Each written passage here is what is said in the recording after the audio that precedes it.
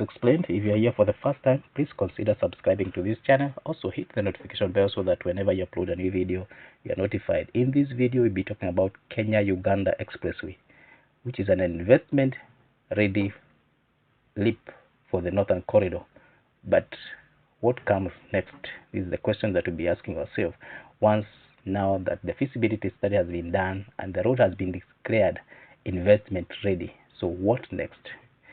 A landmark announcement on 21st October by East African Community declared the Kisumu-Busia, Kakira, Malaba, and Busitema-Busia Expressway feasibility studies complete, and the corridor was investment ready. If built, the road, which is roughly between 250 and 260 kilometers, Multinational Expressway, would transform trade between Kenya and Uganda. It will also speed cross-border movement and strengthen the Northern Corridor that links Mombasa to the inland Africa. That sounds straightforward, but the path from feasibility to concrete, finance, construction is complex. It has political, and in terms of politics and in terms of technical. Here, we are going to lay out what the studies show, why the corridor matters, who might pay for it, how it fits within the SGR plans, and critically, the project risk and management realities that will determine the success of this project. Let's start by giving a background and purpose why this expressway matters. The expressway study covered several linked segments: Kisumu-Kisiani, which is about 11 kilometers, Kisiani-Busia, which is 104 kilometers on the Kenyan side, Kakira, Malaba, which is 127 kilometers, plus the Busitema-Busia spur, which is 17 kilometers on the Ugandan side. The program is explicitly positioned as a Northern Corridor upgrade, improving one of the East African's main arterial trade routes from the port of Mombasa in Kenya into Uganda and beyond. African Development Bank, through the NEPAD Infrastructure Project Preparation Facility, NEPAD IPPPF, funded the study, and the EAC, East African Community, led the procurement and coordination. The feasibility work had three clear objectives. One was to review earlier 2015 studies where they exist. Two was to prepare full feasibility studies plus environmental and social impact assessment and resettlement action plans where they are required. And three was to recommend bankable financing and procurement options. Could it be public works, PPP, or public-private partnership, multilateral loans, or blended finance? The East Africa Community says the study shows that the corridor is technically and economically viable, and that a recent market sounding exercise found investor interest. That investment-ready stamp is important. It means consultants produce the technical design, traffic and demand models, economic appraisal, and safeguards documentation that lenders and governments need to start detailed financial talks. Moving to Northern Corridor, which is this road, the gateway, the pressure valve, and why upgrading it matters. The Northern Corridor is the established logistic lifeline from Mombasa inland to Nairobi, Kampala, and the Great Lakes, serving Kenya, Uganda, Rwanda, Burundi, and parts of Eastern DRC. It moves containers, fuel, agricultural produce, and people. Its congestion imposes real cost in time, reliability, as well as trade competitiveness. Strengthening this corridor reduces transport costs, shortens transit times, and makes exporters more competitive. The Northern Corridor strategic dominance has also provoked competition. Tanzania Central Corridor, Dar es Salaam to inland markets, and Kenya-owned NAPSET, Lamu Corridor, represent alternative routes that regional planners monitor closely. Enhancing the Northern Corridor is therefore partly a defensive move to preserve Mombasa's role as the primary gateway for East and Central Africa. What's the route, design, and components, and what the feasibility study recommends? Feasibility studies lay out a mix of interventions rather than a single one-sized upgrade. In Uganda, there will be a new greenfield expressway about 60 kilometers between Jinja and Busesa. This is proposed, together with which is converting single carriageways into dual carriageways of Busitema, Busia, and the Kakira Malaba stretches. Greenfield means building a new alignment where none existed, and this involves higher cost, fewer traffic disruptions, and greater land acquisition needs. On the Kenyan side, there will be dualing of the Kisumu bypass, upgrading Kisiani Busia to expressway standard where the traffic justifies it. And this will raise several sections to durable bitumen standards where full expressway standards are not yet warranted. The design horizon uses traffic forecasting to choose which section need full expressway in terms of higher speed, limited access, and all which should be high quality dual carriageway or class 2 bitumen roads.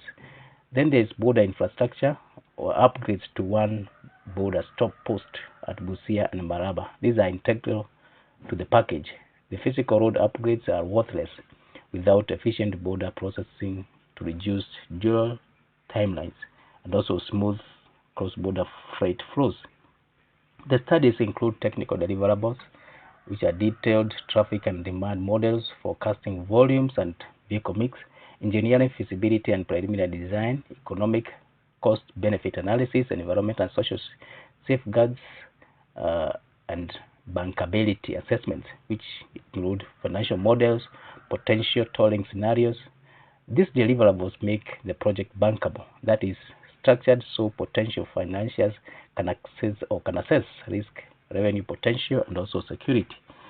We have heard of the term investment ready, and who is in the room? Investment ready does not equal financed. The East African Community announcement shows the technical box is ticked. It also reports that market sounding that attracted investor interest. The feasibility phase was financed by an African Development Bank through NEPAD IPPF and executed under ESC coordination with consultants procured under African Development Bank procurement rules. But full project financing, then the billions needed to actually build the route, remains to be secured. Potential sources include the national budgets, African Development Bank, World Bank, and other multilateral institutions or financial institutions. Bilateral partners and public-private partnerships are also in the mix, with concessionaires, finance, or toll-based revenue models. The feasibility study's role is to present these options and recommend procurement paths. From a project management perspective, the next steps are classic: confirm preferred procurement approach, secure government commitments, which include any viability gap funding, issue procurement documents or a PPP concession, and move toward contract award and financial close, which is the point when the lenders commit and money becomes available. Only after financial close do contractors mobilize and construction begins. The feasibility study lowers risk for financiers but does not eliminate the lengthy negotiations and due diligence phases that follow.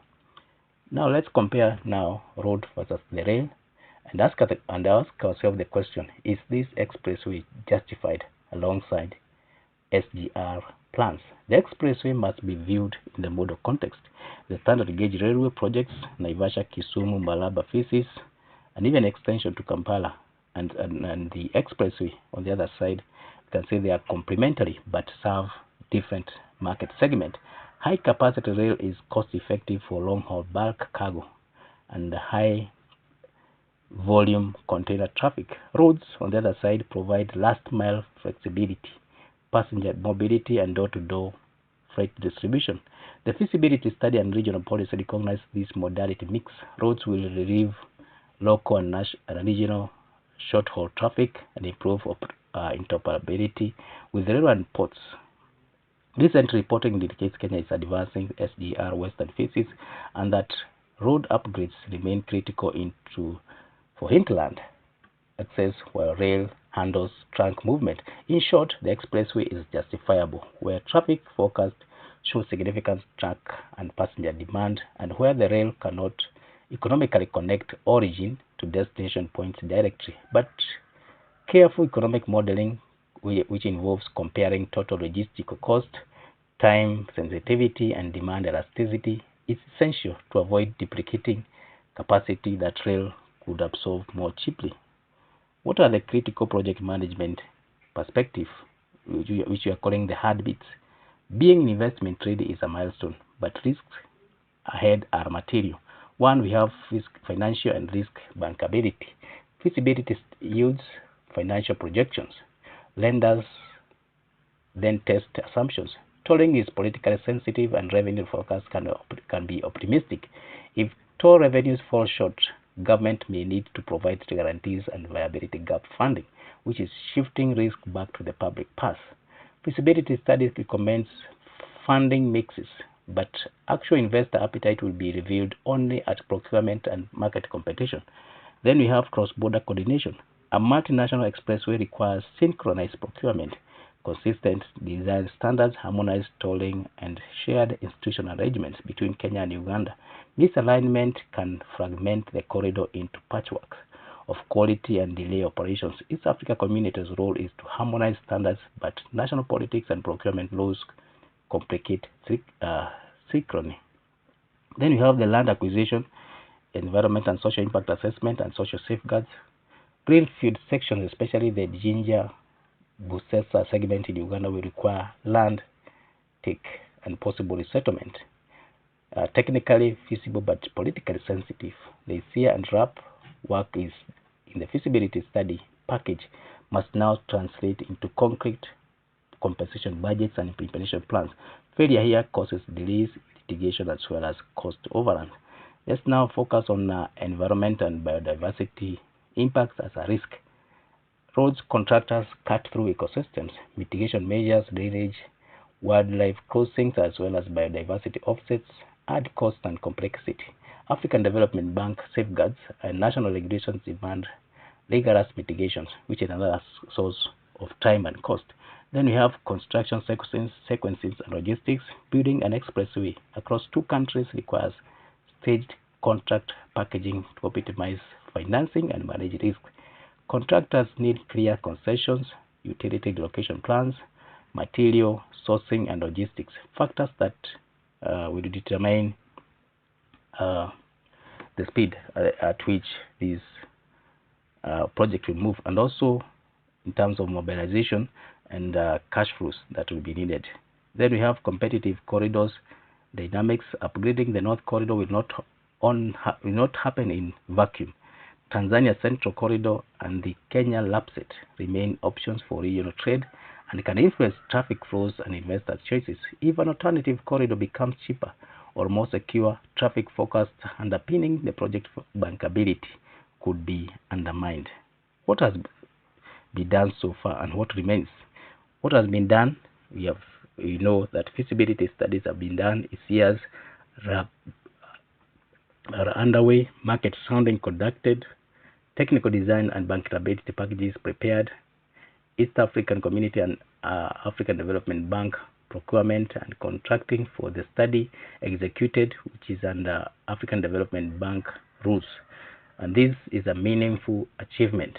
What is remaining is formal financing commitments and procurement construction contractors, harmonized cross-border procurement and legal frameworks, finalization of land acquisition and compensation packages, securing any necessary government support agreements or guarantees, and movement to contract award and financial close. Each of these steps typically takes months, sometimes years, even for projects labeled like this one, investment ready.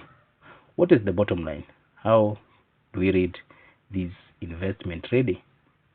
East African Community announcement is good news. Technical and economic homework is done, and the corridor is now visible to investors. But investment ready is not shovel or in the ground. From a project management viewpoint, the feasibility stage transfers risk from unknown technical details to higher level financing and political decisions. Procurement strategy, cross-border legal alignment, guaranteed and safeguard implementations are all needed. If the governments of Kenya and Uganda, supported them by multilateral lenders and private investors, step up quickly, aligning procurement and committing to clear financing and compensation packages, construction could start in a measured stage way within 12 to 36 month horizon. If those pieces are fractured, the project risks long delays, cost escalation, and compromised outcomes. In conclusion, we can say that this expressway is a bet on the trade, integration, and regional competitiveness. The feasibility completion marks a decisive technical leap. Now comes the hard work, turning studies into signed contract, dollars in the bank accounts, and truly synchronized cross-border delivery. Done properly, the Northern Corridor will be faster, safer, and more competitive. Done poorly, the risk leaving taxpayers to shoulder misplaced guarantees and stranded assets. Keep watching the financing table, the procurement notices, and compensation draws. Those will tell us whether investment ready becomes investment realized. So thank you for reaching this far. If it's your first time here, please consider subscribing to this channel. Also, leave your comment. Tell us your thoughts about this project which feasibility study and the ESC have described as investment ready. Let's know your thoughts, and also like, share, and subscribe. Thank you.